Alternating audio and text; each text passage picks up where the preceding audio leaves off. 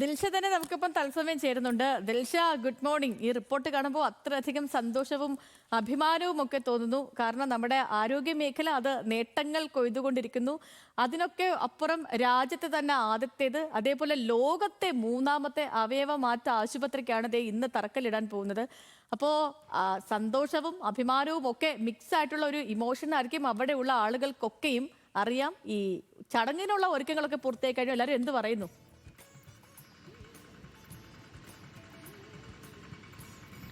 തീർച്ചയായിട്ടും സേതു പറഞ്ഞതുപോലെ തന്നെ വളരെയധികം സന്തോഷവും അഭിമാനവുമുള്ള ഒരു നിമിഷം തന്നെയാണിത്. അതായത് നമ്മുടെ രാജ്യത്ത് സർക്കാർ സംവിധാനത്തിന് കീഴിൽ ആദ്യമായിട്ടാണ് ഒരു അവയവ മാറ്റ ആശുപത്രി വരുന്നത് എന്നുള്ളതാണ്.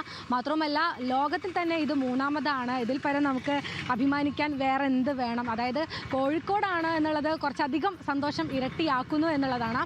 കോഴിക്കോട് നിലവിലുള്ള ത്വക്ക് രോഗ ആശുപത്രിയുണ്ട്. ആ ആശുപത്രിയുടെ തന്നെ നിർദ്ദിഷ്ട ഭൂമിയിൽ ഏകദേശം 20 ഏക്കറോളം സ്ഥലത്താണ് ഈ ആശുപത്രി വരുന്നത്. മറ്റൊരു പ്രധാന പ്രത്യേകത, ഈ അവയവദാനത്തിലെ എല്ലാ ശസ്ത്രക്രിയകളും ഒരു ആശുപത്രിക്ക് കീഴിൽ തന്നെ. അങ്ങനെ ഒരു സംവിധാനം ഇതുവരെയും എവിടെയും ഇല്ല. അതുകൊണ്ട് തന്നെ എല്ലാ ശസ്ത്രക്രിയകളും ഒരു ആശുപത്രിക്ക് കീഴിൽ, ഒരു കുടക്കീഴിൽ എത്തിക്കുക എന്നുള്ളത് കൂടിയാണ് ഇതിൻ്റെ ഒരു പ്രത്യേകത. ഇവിടെ ഇപ്പോൾ ഈ ശിലാസ്ഥാപന കർമ്മം ഏകദേശം 11 മണിയോടുകൂടി മുഖ്യമന്ത്രി പിണറായി വിജയനാണ് നിർവഹിക്കുന്നത്. അതിനായിട്ടുള്ള എല്ലാ ഒരുക്കങ്ങളും ഇവിടെ പൂർത്തീകരിച്ചു കഴിഞ്ഞിട്ടുണ്ട്. നമ്മൾ ഈ ദൃശ്യങ്ങളിൽ കാണുന്ന ഭൂമിയിലാണ് ഈ ഒരു ആശുപത്രി വരാൻ പോകുന്നത്. അതിനായിട്ടുള്ള ഒരുക്കങ്ങളെല്ലാം തന്നെ ഇവിടെ ഏകദേശം ശിലാസ്ഥാപന കർമ്മത്തിൻ്റെ ചടങ്ങുകൾക്കായിട്ടുള്ള സജ്ജീകരണങ്ങളൊക്കെയാണ് നമ്മളിവിടെ കണ്ടുകൊണ്ടിരിക്കുന്നത്. ഏകദേശം 20 ഏക്കറിലാണ്, ഈ ഭൂമിയിൽ 20 ഏക്കറിലാണ് ഈ ആശുപത്രിയുടെ നിർമ്മാണം വരുന്നത്. അവയവദാനത്തിലെ മുഴുവൻ പ്രവർത്തനവും ഒരു കുടക്കീഴിലാക്കുകയാണ് ലക്ഷ്യം.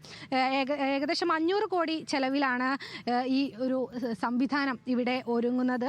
പ്രധാനമായിട്ട് പറയേണ്ടത്, അമേരിക്കയിലെ മയാമി ട്രാൻസ്പ്ലാന്റ് ഇൻസ്റ്റിറ്റ്യൂട്ട് മാതൃകയിൽ ഉന്നത നിലവാരമുള്ള ആധുനിക ചികിത്സ ലഭ്യമാക്കുക എന്നുള്ളതാണ്. അതായത് ഈ ഹൃദയം, കോർണിയ, വൃക്ക, കരൾ, പാൻക്രിയാസ് തുടങ്ങി എല്ലാ അവയവ മാറ്റങ്ങളും ഒരു ആശുപത്രിക്ക് കീഴിൽ തന്നെ നടക്കുമെന്നുള്ളതാണ് ഏറ്റവും പ്രധാനപ്പെട്ട കാര്യം. സാധാരണക്കാർക്കൊക്കെ തന്നെ വളരെയധികം ഉപകാരപ്രദമാകുന്ന രീതിയിൽ തന്നെയായിരിക്കും ഈ ആശുപത്രിയുടെ പ്രവർത്തനം എന്നുകൂടി പറയുന്നുണ്ട് ഇതുമായി ബന്ധപ്പെട്ട ആളുകൾ. ആശുപത്രിക്ക് പുറമെ ഗവേഷണത്തിനും പരിശീലനത്തിനുമുള്ള, അതായത് ഈ അവയവ മാറ്റത്തിൻ്റെ ഗവേഷണത്തിനും പരിശീലനത്തിനുമുള്ള ഒരു സജ്ജീകരണം, ഒരു കേന്ദ്രം കൂടി ഇതിൻ്റെ കൂടെ തന്നെ, ആശുപത്രിയുടെ കൂടെ തന്നെ ഇവിടെ പ്രവർത്തിക്കും എന്നുകൂടി മറ്റൊരു പ്രധാനപ്പെട്ട ഒരു സന്തോഷ വാർത്തയായിട്ട് പറയാനുണ്ട്. സേതു, ഓക്കെ ദിൽഷ പറഞ്ഞു.